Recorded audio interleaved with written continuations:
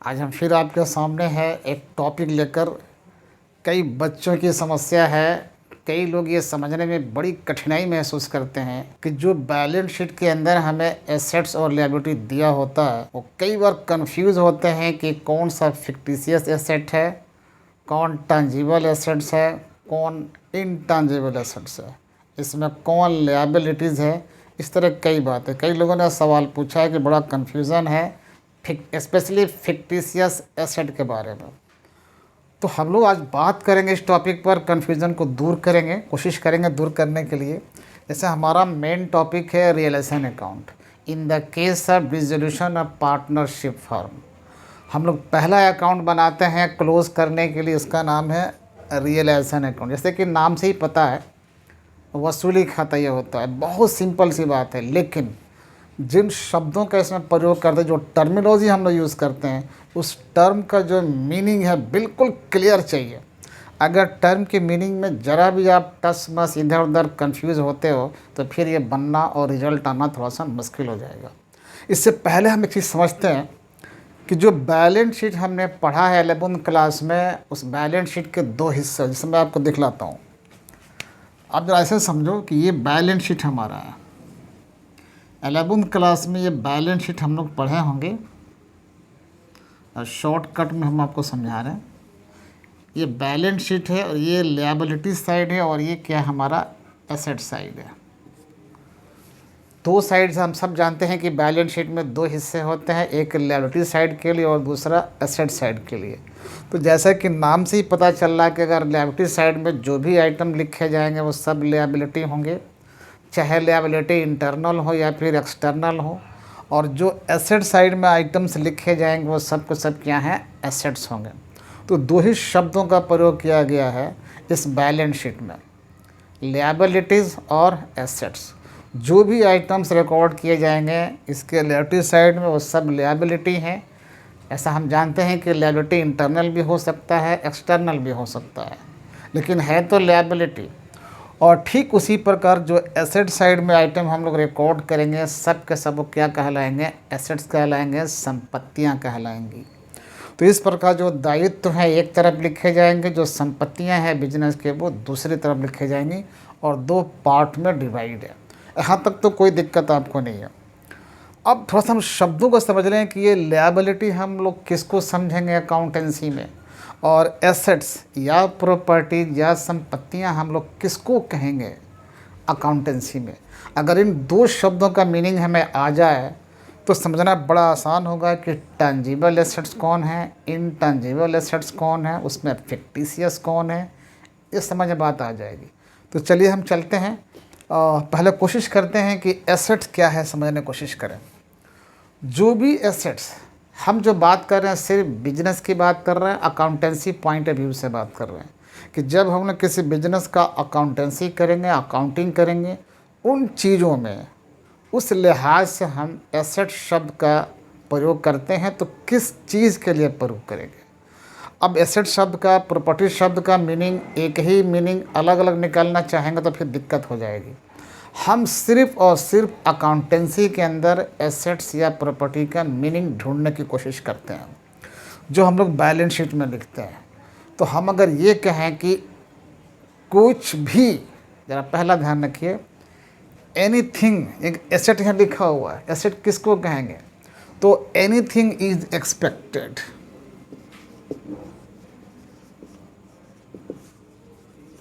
Anything थोड़ा short में लिख रहे हैं, expected to receive।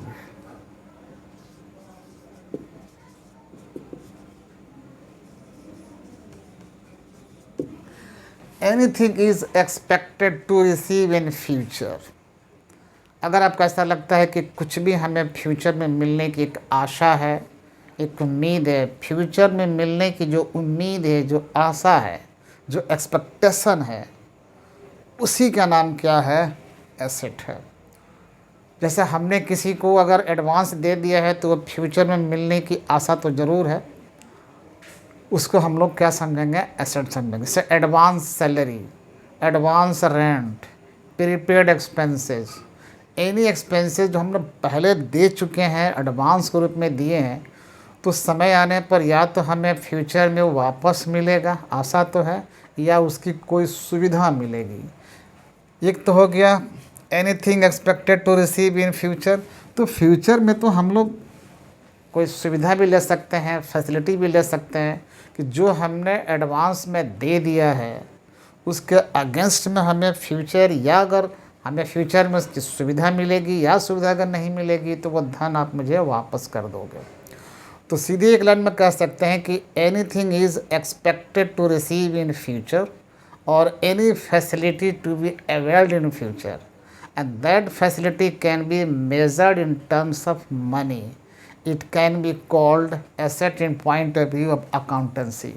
अकाउंटेंसी की लिहाज से हम लोग उसी को कहेंगे एसेट जो हमें फ्यूचर में या तो मिलने की आशा है, या कोई सुविधा मिलने की आशा है, या कोई धन रिटर्न आने की आशा है।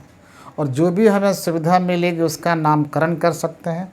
जो धन मिलेगा वो किसी न किसी नाम से मिलेगा, और जो हमें वापस करेगा वो पर्सन भी हो सकता है। जिन लोगों से हमें धन वापस लेना है फ्यूचर में, नेचुरली हमारे लिए क्या कह लेंगे, वो भी एसेट है। और हर एसेट का जिस प्रकार कोई ना कोई नाम होता है, कोई ना कोई नाम होगा, हर एसेट का अपना एक नाम होगा। कह सकते हैं कि एसेट का फर्नीचर, तो फर्नीचर क्या है, एक एसेट है। इससे हम फ्यूचर में चाहें तो धन वापस ले सकते हैं। कैसे लेंगे, इसको बेच देंगे वापस आ जाएगा, उसको बेच देंगे वापस आ जाएगा। तो ये हमारे लिए एसेट है जिनसे हमें भविष्य में धन मिलने की आशा हो, धन वसूलने की आशा हो, कोई सुविधा मिलने की आशा हो। उन सब का अपना एक सेपरेट नाम होता है, और इस तरह हम उसको एसेट के कैटेगरी में रखेंगे। और कहाँ लिखेंगे, एसेट साइड में लिखेंगे उसको। जैसे एक और ले लें, हमने किसी को एडवांस सैलरी दे दिया,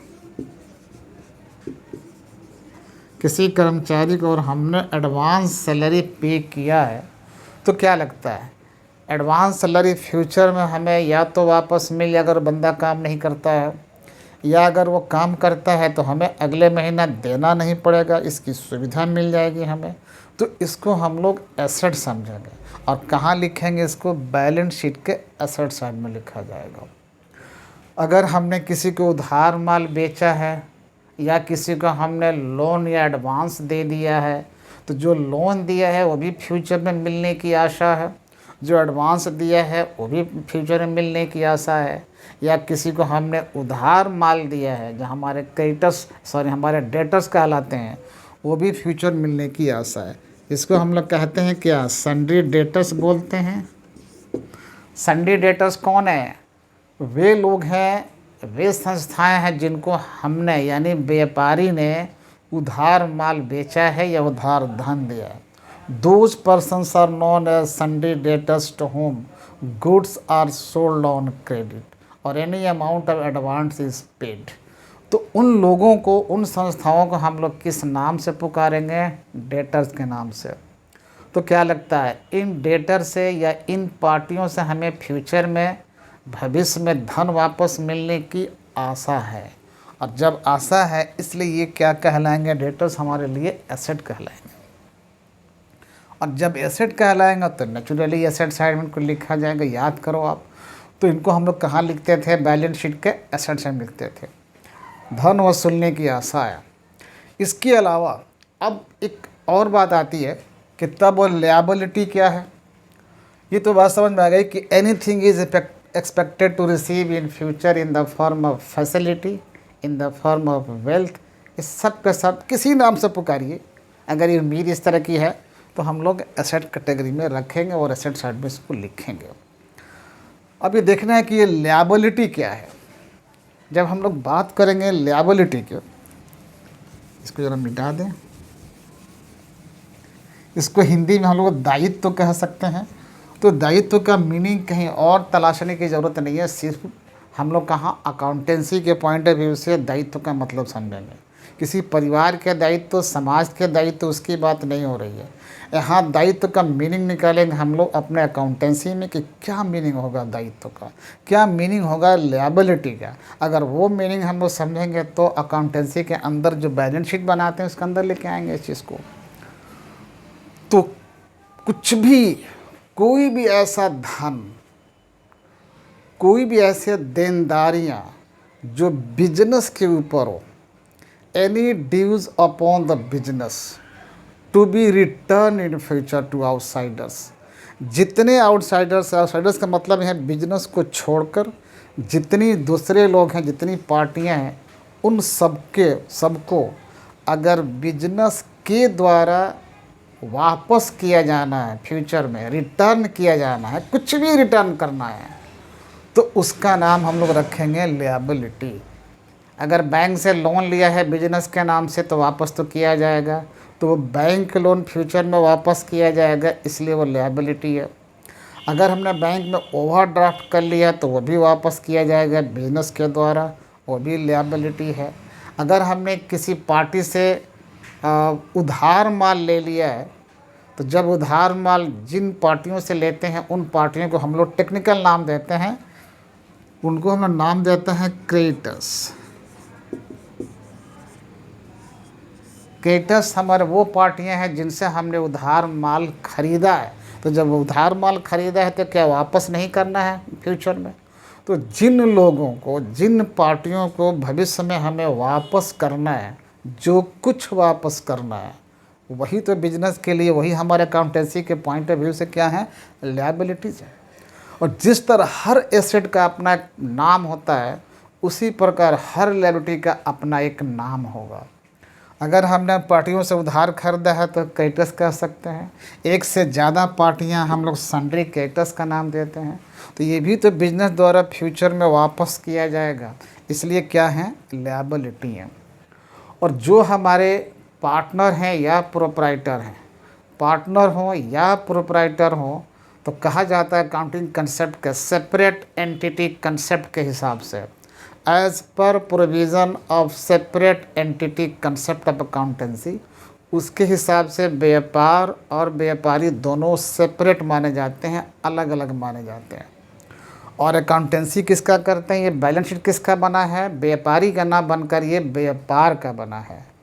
तो व्यापारी जो है, जो प्रोप्राइटर है या जो ऑनर है बिजनेस का, वो जो कुछ इस व्यापार को देता है वो कैपिटल कहलाता है। और कैपिटल हम लोग कहाँ लिखते हैं, बैलेंस शीट के लायबिलिटी साइड में लिखते हैं। अगर पार्टनरशिप फर्म है ABC, इन लोगों ने कैपिटल लगा रखा होगा तो उनके नाम पर लिखा जाएगा, लेकिन लायबिलिटी साइड में लिखा जाएगा। इससे जाहिर है कि जो कैपिटल के नाम पर फंड लगे हैं बिजनेस में, मालिक ने लगा रखा है, वो भी बिजनेस के ऊपर क्या है, लायबिलिटी है। क्योंकि सेपरेट एंटिटी कंसेप्ट के मुताबिक बिजनेस यानी व्यापार एक अलग चीज़ है, एक अलग एंटिटी है, और जो व्यापारी है या ऑनरशिप है वो अलग है। तो जब ये अकाउंटिंग पॉइंट ऑफ व्यू से दोनों अलग अलग हैं, तो व्यापारी ने जो कुछ लगाया है वो व्यापार के ऊपर एक लायबिलिटी है, और उस लायबिलिटी का नाम क्या है, कैपिटल है। अब ये कैपिटल चाहे A का हो, B का हो, C का हो, सबका नाम लिखिए। वो जितने लोग होंगे, जितने पार्टनर्स होंगे, उनका कैपिटल लगा है, वो व्यापार के ऊपर लायबिलिटी है। तो कहाँ लिखेंगे, लायबिलिटी साइड में। यानी बिजनेस द्वारा भविष्य में वापस किया जा सकता है या वापस किया जाएगा। तो इस बेसिस पर anything is to be return in future and that is known as liability. और जब लायबिलिटी है तो सबका सेपरेट अपना नाम होगा। तो इस प्रकार हमने देखा है जो कैपिटल है ये भी क्या है, एक लायबिलिटी है, ये भी लायबिलिटी है। इसको हम ऐसे कह सकते हैं कि जो हमारे बिजनेस के ऑनर हैं, जो ऑनरशिप रखते हैं, प्रोप्राइटर हैं, उनके जो भी फंड है उसे कहते हैं हम लोग ऑनर्स इक्विटी या ऑनर्स फंड। जो ऑनर्स हैं बिजनेस के, उनके क्या क्या फंड हो सकते हैं। एक तो ऑनर्स के उनका एक कैपिटल होता है, ये मालिक ही लेते हैं। अगर मान लो कि PL के नाम से प्रॉफिट पड़ा हुआ है, अगर बिजनेस में नेट प्रॉफिट है, प्रॉफिट एंड लॉस अकाउंट में दिखा रखा है, तो ये प्रॉफिट भी कौन लेगा? वो तो ऑनर ही लेगा, वो मालिक लेगा। तो कह सकते हैं कि नेट प्रॉफिट और जो नेट प्रॉफिट आया है बिजनेस का, ये भी हमारे प्रोप्राइटर का है, ये भी बिजनेस के जो ऑनर हैं उनका फंड है। और जो प्रोप्राइटर का फंड है, जो मालिक का जो फंड है, वो सब के सब क्या है? कैपिटल का एक अंग है, एक हिस्सा है।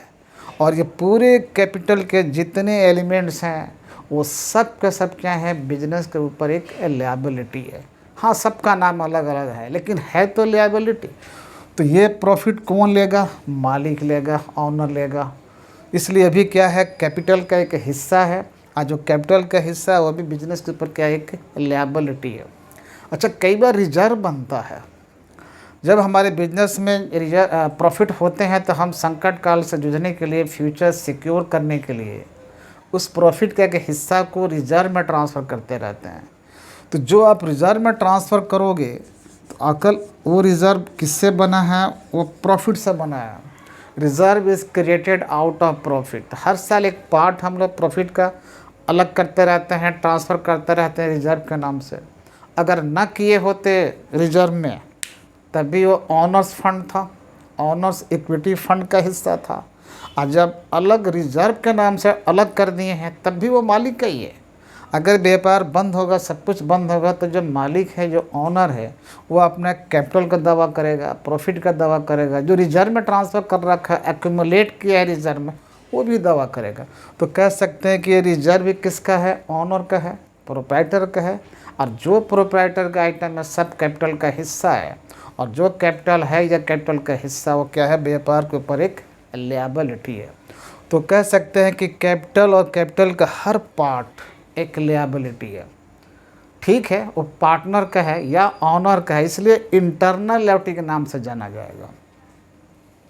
जो लायबिलिटी हमारे ड्यूज होते हैं प्रोप्राइटरशिप को, उसको हम लोग इंटरनल लायबिलिटी कहते हैं। और पार्टनर्स या प्रोप्राइटर्स को छोड़कर बाकी जो दूसरों को दे है, दूसरों को ड्यू है, उसको कहते हैं हम लोग एक्सटर्नल लायबिलिटी। तो इस शब्दों का ध्यान रखना है आपके यहाँ पर। तो कैपिटल भी लायबिलिटी है, प्रॉफिट एंड लॉस का जो प्रॉफिट निकला वो भी लायबिलिटी है। अगर जनरल रिजर्व कोई हमारे यहाँ पड़ा है, जनरल रिजर्व कर दें उसको जरा, ये भी लायबिलिटी, क्योंकि पार्टनर के कैपिटल का हिस्सा या कैपिटल का पार्ट है या प्रोप्राइटर्स फंड का एक हिस्सा है। तो इस प्रकार हम देखते हैं कि लायबिलिटी साइड में वो सारे आइटम आएंगे जो लायबिलिटी हैं। अलग बात है कि सबका अपना अलग अलग नाम है। तो इस प्रकार हम समझ गए। यहाँ कई बार होता है ना कि ये ओडी भी लिखा जाता है, बैंक लोन भी आ सकते हैं। किसी पार्टी ने लोन दिया है तो उस पार्टी का नाम भी लिख देते हैं, बस वापस किया जाना है, इसलिए लायबिलिटी है। और जब लायबिलिटी है तो लायबिलिटी साइड में शो करना है, यहाँ कोई दिक्कत नहीं है। अब लायबिलिटी हम समझ गए, मोटा मोटी ये बात समझ में आ चुकी है। और कोई फंड बना है तो फंड भी ध्यान रखना है कि प्रॉफिट का ही एक हिस्सा होता है। और कोई भी फंड अगर बनता है वो फंड भी लायबिलिटी साइड में होता है। कोई फंड कैपिटल फंड भी हो सकता है, इन्वेस्टमेंट फ्लक्चुएशन फंड भी हो सकता है, डेप्रिसिएशन प्रोविज़न भी हो सकता है। तो कोई प्रोविज़न हो, कोई फंड हो, ये सब के सब प्रॉफिट का एक हिस्सा बनते हैं, प्रॉफिट से अलग काट के बनते हैं। यानी घुमा फिरा कर किसके हैं? ऑनर्स के जो कैपिटल है उसका एक हिस्सा है, इसलिए वो लायबिलिटी के हिस्सा है, कैपिटल के हिस्सा है, इसलिए लायबिलिटी के वो पार्ट बन जाते हैं। तो सब के सब यहाँ रहेंगे। हम जब ये चलेंगे बनाने, रिलेशन अकाउंट जब बनाने चलेंगे तो इस लायबिलिटी को ध्यान से देखेंगे कि हमारा जो बैलेंस शीट दिया हुआ है उस बैलेंस शीट के लायबिलिटी साइड में जितने आइटम्स है वो सब लायबिलिटी हैं। उनमें आपको देखना है कि इंटरनल लायबिलिटी कौन है और एक्सटर्नल लायबिलिटी कौन है। इंटरनल लायबिलिटी वो है जो ऑनर्स हैं, जो मालिक हैं, उनको दे है। Any amount due to the owner, और ऑनर्स प्रोप्राइटर जो भी कह लो आप, उनको जो जाएगा वो सब इंटरनल लायबिलिटी है। और ऑनर्स को छोड़कर, स्वामियों को छोड़कर किसी अन्य को जाएगा। इवन जो ऑनर्स हैं, जो मालिक हैं, उनके जो रिश्तेदार हैं, जो उनके रिलेटिव्स हैं, अगर उनको भी कोई अमाउंट ड्यू है तो वो भी एक्सटर्नल माना जाता है, इंटरनल नहीं माना जाता है। इंटरनल सिर्फ और सिर्फ वो माना जाएगा जो पार्टनर्स को ड्यू हो या पार्टनर्स के कैपिटल का कोई फंड हो, पार्टनर्स के कैपिटल का कोई पार्ट हो, जिसको हम लोग ओनर्स इक्विटी के नाम से भी जानते हैं, ओनर्स फंड के भी नाम से जानते हैं। तो वो सब के सब इंटरनल में आ जाएंगे। तो आपको पहचानना है कि लायबिलिटी साइड में इंटरनल कौन है और एक्सटर्नल कौन है। जैसे हम पहचान लेंगे तो एक्सटर्नल लायबिलिटी और इंटरनल लायबिलिटी दोनों का ट्रीटमेंट, अकाउंटिंग ट्रीटमेंट थोड़ा अलग अलग होता है। हम लोग रिलेशन अकाउंट बनाते समय एक्सटर्नल लायबिलिटी का प्रयोग करते होंगे। ठीक, अब देखते हैं एक शब्द और आएगा जो काफ़ी कई लोग कंफ्यूज हैं इसमें शब्दों के मतलब समझने में। जब हम लोग डिसोल्यूशन और पार्टनरशिप में चलेंगे तो वहाँ हमें ऑलमोस्ट 99% चांसेस हैं कि एक बैलेंस शीट दिया रहेगा। क्वेश्चन में एक बैलेंस शीट दिया रहेगा, 99% चांसेस है क्वेश्चन में बैलेंस शीट होगा। 1% चांस है कि शायद बैलेंस शीट न दिया हो, तो उस पर कभी बात करेंगे हम लोग। अगर बैलेंस शीट दिया है तो नेचुरली 2 पार्ट में बटा होगा। उसमें हमें पहचानना है लायबिलिटी के नाम पर एक्सटर्नल कौन सा है और एसेट के नाम पर भी थोड़ी पहचान करनी है। पहले तो देखना है कि जो एसेट हैं या जो लायबिलिटी है, अगर इस दिए गए बैलेंस शीट में रिकॉर्डेड हैं, अगर लायबिलिटी या assets recorded in the balance sheet, ये रिकॉर्डेड हैं, मीन्स शो कर रहे हैं एक वैल्यू पर, ठीक है, तो इसको हम लोग कह सकते हैं रिकॉर्डेड एसेट्स एंड लायबिलिटीज़। और जो उनके वैल्यू दिए गए हैं बैलेंस शीट में, उस वैल्यू को हम लोग कह सकते हैं बुक वैल्यू। क्लियर है? लेकिन ऐसा भी तो हो सकता है कि कुछ ऐसे एसेट्स हैं या लायबिलिटी हैं जो हमारे बैलेंस शीट में शो नहीं कर रहे हैं। ऐसा हो सकता है कि लायबिलिटी है, जब बिजनेस बंद होने जा रहा है, हम क्लोज़ करने के चक्कर में ये बना रहे हैं, उस समय कोई लायबिलिटी हमको पे करना पड़ जाए, लेकिन बैलेंस शीट देख रहे हैं कि उसमें लायबिलिटी था ही नहीं, तो ऐसे liability eight the time of dissolution of the partnership firm that liability is not available in the balance sheet, उसको हम लोग कह सकते हैं अनरिकॉर्डेड लायबिलिटी। अनरिकॉर्डेड लायबिलिटी वे लायबिलिटी हैं जो हमारे बैलेंस शीट में शो नहीं कर रहे हैं, यानी हमारे रिकॉर्ड में दिखाई नहीं पड़ रहे हैं, उसको हम लोग कह सकते हैं अनरिकॉर्डेड लायबिलिटी। ठीक इसी प्रकार कोई एसेट भी हो सकता है एसेट साइड में, जो इसमें नाम तो नहीं दिखाई पड़ रहा एसेट का नाम दिखाई नहीं पड़ रहा, लेकिन उसके वसूली की बात आ सकती है। तो जो एसेट हमारे बिजनेस में अवेलेबल तो हैं, एग्जिस्ट करते हैं, सच एसेट्स या those assets which are in existence, which are in our business but not shown in the balance sheet, लेकिन बैलेंस शीट में वो एसेट दिखाई नहीं पड़ रहे हैं बट अवेलेबल हैं हमारे कहीं ना कहीं, तो उसको हम लोग कह सकते हैं अनरिकॉर्डेड एसेट्स। सीधी सी से बात है, ऐसे एसेट जो हमारे बैलेंस शीट में नहीं है या हमारे बुक्स ऑफ अकाउंट्स में रिकॉर्डेड नहीं है, लेकिन कहीं ना कहीं हमारे बिजनेस में अवेलेबल हैं। अब बेचने की बात आ रही है, बिजनेस बंद करने की बात आ रही है, तो उसमें दिखाई पड़ गए। अब वो क्यों नहीं दिखाई पड़ रहे, कारण हो सकते हैं। हो सकता है कि हमने राइटिंग ऑफ कुछ किया हो, राइट ऑफ करते हैं हम लोग कई बार, तो राइट ऑफ कर दिए गए हो इसलिए बैलेंस शीट में नहीं देखते हो, या बैलेंस शीट में लिखने से छूट गए हो, नहीं रिकॉर्ड किए गए, वैसे ही छूट गया, और फिजिकल अपीयरेंस कहीं ना कहीं उसका है। तो ऐसे कई कारण हो सकते हैं जिसके चलते बैलेंस शीट के एसेट साइड में वो नहीं दिखाई पड़ सकते हैं। तो जो एसेट्स या लायबिलिटीज़ बैलेंस शीट में नहीं है, तो उनको हम लोग अनरिकॉर्डेड लायबिलिटीज़ और एसेट्स कह सकते हैं। अब देखते हैं जो एसेट्स हमारे हैं, कई बार शब्दों का प्रयोग करते हैं हम लोग, टैंजिबल एसेट्स, टैंजिबल एसेट,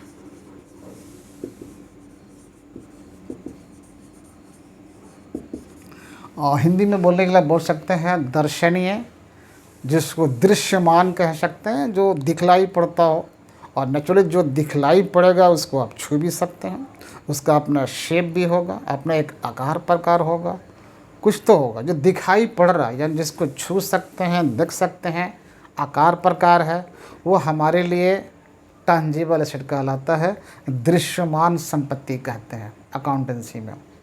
तो जैसे फर्नीचर है, प्लांट एंड मशीनरी है, लैंड है, बिल्डिंग है, ये सब क्या है, सब एसेट्स हैं। कंप्यूटर है, जेनसेट है, कार है, ट्रक है, टेम्पो है, साइकिल है, मोटरसाइकिल है, ये जितने बिजनेस में जो दिखाई पड़ने वाले हैं एसेट्स, वो सब के सब अंग्रेजी में हम लोग कह सकते हैं उन सबको टांजिबल एसेट्स।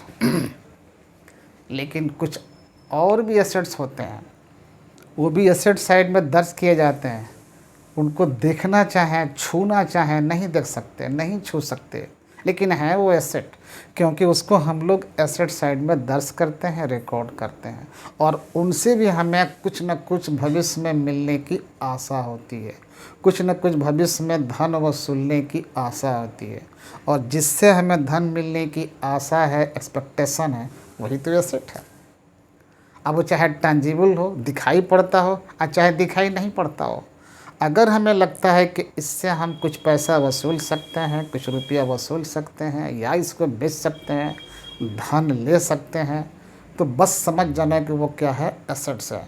अब अलग बात है कि वो दिखाई पड़ रहा है या दिखाई नहीं पड़ रहा है, उसको छू सकते हैं या नहीं छू सकते हैं, सिर्फ जज करना है कि क्या इसको बेचकर या किसी तरीके से इससे पैसा या रुपया भविष्य में वसूला जा सकता है, लिया जा सकता है। अगर जवाब मिलता है कि यस, बस समझ जाने को क्या है, एसेट है। अब अगर वो दिखाई पड़ता है, छू सकते हैं, देख सकते हैं, तो कहेंगे कौन सा है एसेट, टैंजिबल एसेट्स है। एग्जांपल बता दिया था मैंने, फर्नीचर है, प्लांट एंड मशीनरी है, लैंड है, बिल्डिंग है, कंप्यूटर है, गाड़ियाँ, कई इसमें आएंगे, सब देख सकते हैं। लेकिन अगर हम ऐसे संपत्तियों से पैसा वसूल तो सकते हैं, ले तो सकते हैं, लेकिन वो दिखाई नहीं पड़ रहा, उसको छूना बड़ा मुश्किल है, छू नहीं सकते। तो जिस संपत्ति के पैसा तो हम ले सकते हैं लेकिन छू नहीं सकते, देख नहीं सकते, आकार प्रकार नहीं है, तो उसको हम लोग नाम देते हैं इनटैंजिबल एसेट्स।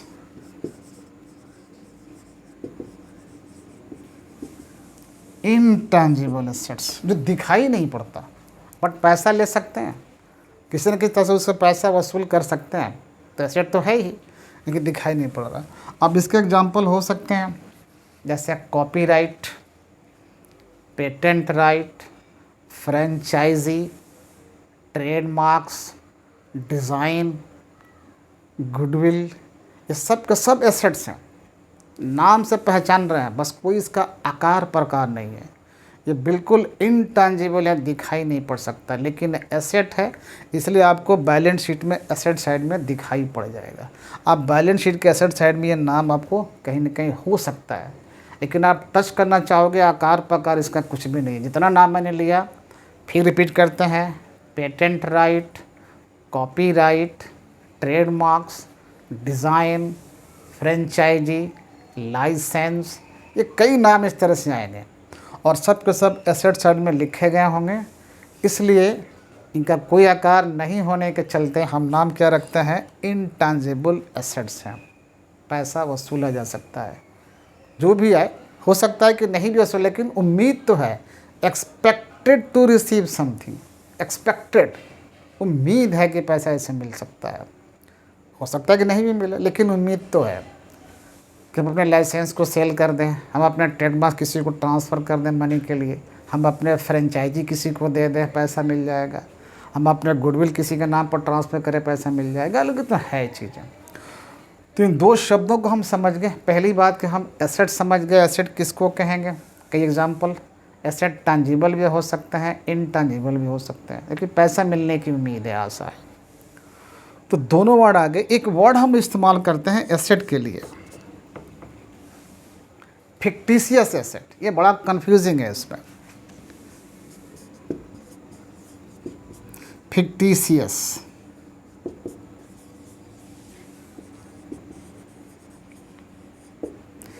फिक्टिशियस और हिंदी में कहा जाए तो बनावटी होते हैं। अगर हिंदी में कहें कि फिक्टिशियस क्या है तो बनावटी है। बनावटी का मतलब होता है जो असली नहीं हो, जो असली नहीं है, इसका माने ये होगा जो असली एसेट हैं वो दिखाई पड़े दिखाई ना पड़े, पैसा वसूलने की उम्मीद है, पैसा कुछ ना कुछ वसूल सकते हैं, पक्का नहीं है कि वसूली लेंगे, हो सकता है कि जीरो भी कभी हो जाए, बट उम्मीद पर दुनिया का में उम्मीद है। लेकिन ये एक ऐसे एसेट्स हैं जो बनावटी हैं, कृत्रिम है, यानी असली एसेट तो हैं ही नहीं। अलग बात है दिखाई तो पड़ते ही नहीं है, अलग बात है वो दिखाई नहीं पड़ते, और जब दिखाई नहीं पड़ते तो वो भी टैंजिबल एसेट्स हैं। तो इसको हम एक में मिला सकते हैं कि जो फिक्टिशियस एसेट हैं वो भी क्या है, इनटैंजिबल एसेट्स हैं, दिखाई नहीं पड़ते। लेकिन एक और गहरी बात है उनके अंदर कि उनसे बिल्कुल 1 रुपया भी वसूल करने की आशा ही नहीं है। ये पहले जो बता रखा था इनटैंजिबल एसेट, इससे तो उम्मीद भी है, एक्सपेक्टेशन है टू रियलाइज समथिंग।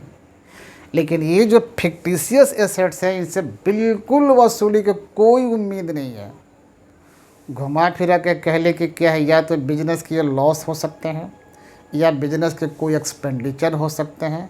कुछ ऐसे एक्सपेंडिचर हैं जिनको हमें फ्यूचर में राइट अप करने पड़ते हैं, राइट अप वो धीरे धीरे समाप्त करने पड़ते हैं। तो कुछ खास प्रकार के एक्सपेंडिचर हो सकते हैं, एसेट्स हो सकते हैं, नाम से ही पता लग जाएगा उसके। जैसे नाम लिखेंगे हम लोग तो उससे पता लग जाएगा कि ये बिजनेस का एक्सपेंडिचर तो लग रहा है, लेकिन पता नहीं क्या चीज़ है, कौन सा स्टाइल ऑफ अकाउंटिंग है, कि ये कुछ ऐसे एक्सपेंडिचर हैं जिनको एसेट साइड में लिखा गया है।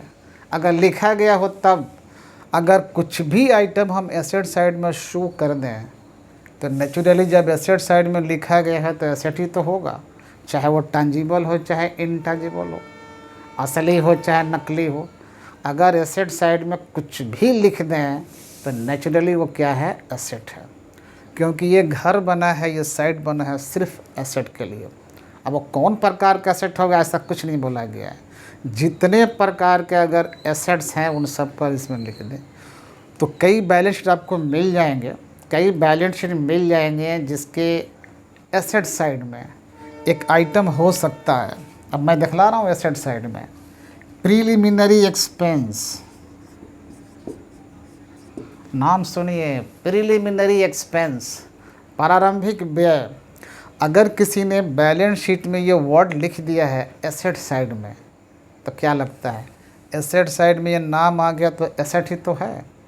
आप ज़रा सोच के देखिए कि हम चाह रहे हैं कि इस एसेट से कुछ वसूली हो जाए, कुछ बेच के पैसा आ जाए ज़रूरत पड़ने पर, या बिजनेस बंद हो रहा है, कर्जा चुकाना है, तो इसे चाहते हैं कुछ वसूल लें। अरे भाई कैसे वसूलेंगे इससे, इतना तो तय है कि एसेट साइड में लिखा गया है तो एसेट ही होगा, और ये दिखाई नहीं पड़ रहा इसलिए क्या है, इनटैंजिबल एसेट होगा। एसेट साइड में है इसलिए हम जज कर रहे हैं कि एसेट साइड में एसेट ही होता है, तो नेचुरली ये भी एसेट है क्योंकि एसेट साइड में लिखा गया है। अब चाहते हैं कि इससे कुछ वसूल लें, कुछ रुपया आ जाए, कुछ कैश आ जाए, तो कोई खरीदेगा तब न आएगा। कौन ऐसा पागल आदमी है कि इसे खर्चा आपका खरीदेगा, आपका व्यय कोई खरीदेगा पैसा देकर। तो ये आपके बिजनेस का प्रारंभिक व्यय है, एक्सपेंस है। At the time of dissolution of partnership firm nobody is ready to purchase such asset. कोई नहीं है जो इस तरह के एसेट को खरीदे, कहे कि लो भाई 2 रुपया लो और खर्चा अपना दे दो। कमाल की बात है। इसलिए इसको क्या कहेंगे, दिस इज़ फिक्टिशियस एसेट। तो फिक्टिशियस एसेट, कृत्रिम एसेट, वह एसेट है जो बैलेंस शीट में दिखाई तो पड़ता है लेकिन रियली वो क्या है, एक्सपेंडिचर है, और उससे हम कुछ भी वसूली नहीं कर सकते। आज जब कुछ भी वसूली नहीं कर सकते इसलिए इसको वसूली खाता में नहीं लेकर जाएंगे, कुछ भी वसूल नहीं होना है। हाँ ठीक है, कहाँ जाएगा, जब वसूली खाता में नहीं जाएगा, वसूली खाता मीन्स रिलेशन अकाउंट में जब ये नहीं जाएगा तो कहीं तो जाएगा, तो सीधे पार्टनर्स के कैपिटल अकाउंट में जाएगा। पार्टनर से कैपिटल अकाउंट बनता है, उनके कैपिटल अकाउंट के डेबिट साइड में जाएगा। कभी बाद में बात करेंगे, जब कैपिटल अकाउंट की बात करेंगे हम लोग और इसी चैप्टर में बात करेंगे तो इस तरह के आइटम आएंगे। अभी समझा रहे हैं कि फिक्टिशियस एसेट क्या है, आप उन गलती करने से बचें। कई बार एसेट बच्चे डाल देते हैं किस में, वसूली खाते में डाल देते हैं, रिलेशन को डाल देते हैं, जबकि इससे कुछ भी वसूल नहीं होना है। तो नाम से पता लग रहा है ये खर्चा है। अच्छा, ये खर्चे और अब आ सकते हैं। अगर ऐसा कहीं है प्रॉफिट एंड लॉस लिखा हुआ है, देखना बैलेंस शीट के एसेट साइड में है लिखा हुआ और ब्रैकेट में लिख दिया है नेट लॉस, नेट लॉस, ऐसा स्टाइल हो सकता है। ये अकाउंटिंग, ये हमारा प्रेजेंटेशन है, हम प्रॉफिट को बैलेंस शीट में या लॉस को बैलेंस शीट में प्रेजेंट करते हैं, तो तरीके अलग हो सकते हैं। अगर बैलेंस शीट में हम चाहें तो कैपिटल से इस लॉस को माइनस कर सकते हैं, तो इसको यहाँ से उठाकर यहाँ लिख देंगे और कैपिटल से माइनस कर देंगे, तो कहानी ख़त्म हो जाएगी। या दूसरा तरीका है कि उस लॉस को हम कैपिटल से माइनस ना करें, सीधे एसेट साइड में यहाँ पर लिख दें, ये भी चलेगा, मान्य है, घबराने की बात नहीं है, अभी मान्य है, मान्यता मिली है इसको। तो मान्यता मिली है कि यहाँ तो लिख सकते हैं। तो जब इसको एसेट साइड में आपने लिख दिया प्रॉफिट एंड लॉस अकाउंट और ब्रैकेट में नेट लॉस, और जब आपका बिजनेस बंद होगा तो आपके लॉस कौन खरीदेगा, कि आप अपने लॉस को बेच दीजिए। यानी जब भी वसूलना चाहें, अगर कुछ रुपया वसूलना चाहें, कोई एक्सपेक्टेशन है कि इससे रुपया हमको मिल पाएगा भविष्य में, इस लॉस से कौन रुपया हमको देगा, इसलिए इससे भी there is no expectation to realise something in future from this net loss. और ये नाम देखने से क्या लगता है, लॉस है या फिर खर्चा मान के चलिए इसको। तो एसेट साइड में है तो एक बात तो लग रहा है ना कि ये एसेट साइड में है तो एसेट है, लेकिन कोई वसूली नहीं होगी, कुछ भी ऐसा नहीं है, खर्चे हैं। और ये अकाउंटिंग लिखने का एक तरीका ये भी है, मेथड से भी है कि बैलेंस शीट में कुछ एक्सपेंडिचर को हम लोग शो कर सकते हैं एसेट साइड में, तो किया गया है, कोई दिक्कत नहीं है, लेकिन वसूली नहीं होगी। इसलिए भी कौन एसेट हमारे हैं, फिक्टिशियस एसेट है।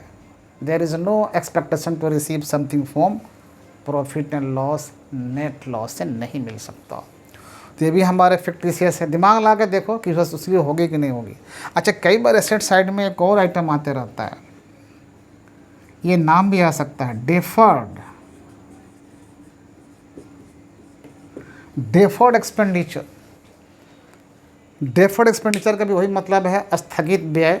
अब व्यय वर्ड आ गया मेरे ज़बान से देखना, तो डेफर्ड एक्सपेंडिचर वर्ड है, कहाँ लिखा गया इसको, बैलेंस शीट के एसेट साइड में। अब जो आइटम एसेट साइड में लिखा जाता है नेचुरली वो क्या है, एसेट है। अब देखना है कि जब बिजनेस हमारा बंद हो रहा, पार्टनरशिप डिसॉल्व होगा, तो क्या ऐसे संपत्तियों से कुछ वसूल होने की आशा है। Clearly there is no expectation to realise some, कुछ भी नहीं मिलने वाला है इससे, क्योंकि ये एक्सपेंडिचर कोई खरीदने वाला नहीं है। लेकिन बैलेंस शीट के एसेट साइड में है तो एसेट ही है, इसलिए ये कौन सा एसेट है, फिक्टिशियस एसेट है, बनावटी है। तो कह सकते हैं कि बनावटी एसेट्स वो एसेट्स हैं जो बैलेंस शीट के एसेट साइड में हो तो सकते हैं, लेकिन उनसे कुछ भी धन रुपया वसूल नहीं किया जा सकता, कोई उम्मीद नहीं है उससे, नहीं कर सकता। अच्छा, एक और नाम आते रहता है कई बार, न चलो वो कंपनी के केस में आता है, फिर भी क्या पता कहीं आ जाए। एक नाम आ सकता है डिस्काउंट, शॉर्ट में लिखे हैं discount on issue of shares and debentures.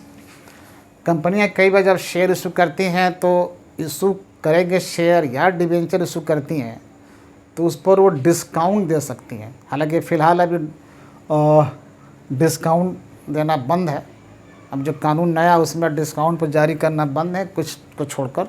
चलिए फिर भी मान लेते हैं कि अगर हमारा शेयर या डिवेंचर डिस्काउंट पर जारी होते हैं तो कंपनी के लिए भी एक लॉस है, कंपनी के लिए भी एक्सपेंडिचर है, लेकिन अकाउंटेंट ने कहाँ शो कर रखा है, बैलेंस शीट के एसेट साइड में।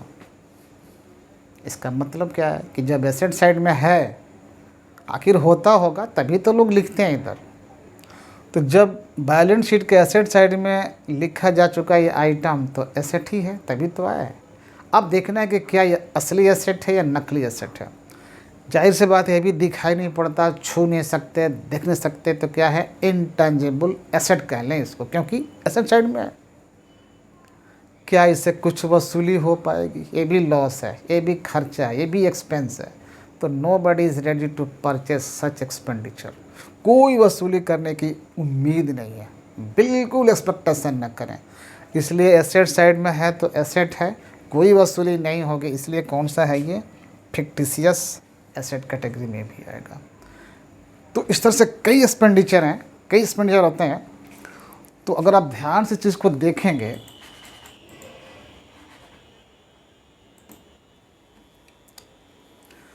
आप ध्यान से देखेंगे चीज़ को, तो इसके अलावा भी और कोई एक्सपेंडिचर, कोई लॉस आ सकता है।